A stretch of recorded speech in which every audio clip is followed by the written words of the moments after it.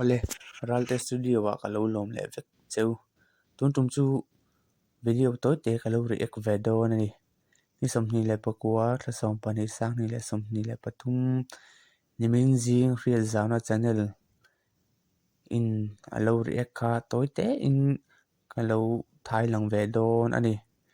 real zana channel nei tu hian he video hi khoya tanga nei nge ti ka hrelowa YouTube a tukin zinga post rei vak lawa khan atua tu vitnim lam hian an lung oi lo thu te po comment lama an vamen sona chuti chungpo chuan video hi delete du lo atua tu victim lam te hi an lung oi lo ema an lung oi lo na video te po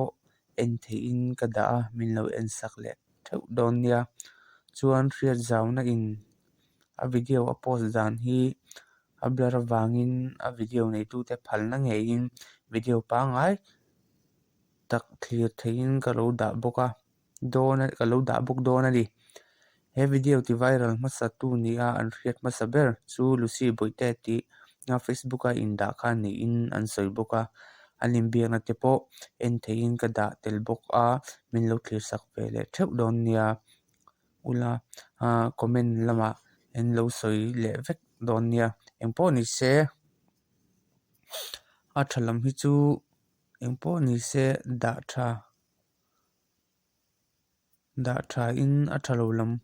i ril ru roi koi thei thil ani chuan film khu ram thin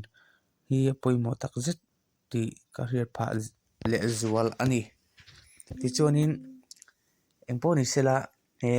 karon da deuh top maya te khan min lo thlir sakanga in ngai dan dik tak te in ril lu te kha comment lama min lo ril ve down nia ole hey kan thiang du na kan reels na video kan phalna lami alawin le miril rusuai koi thei zo angin YouTube lama min lo the dar sak vak maya ei kan lung oi lo khop maya FIR te po hi thelu kan tumani chu chuan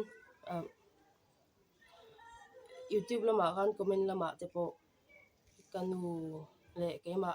thlengpon kan lung oi lo thu comment a kan va tilanga ma sengin anuwa kan comment kha atano fle te ya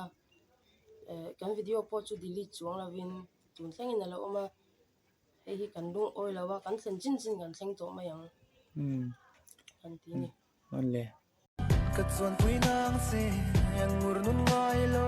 kei ma sakal shiama la si te twal chaina an soi bual le ram dai ka fan puinang se suang tua ram akhi zo sangan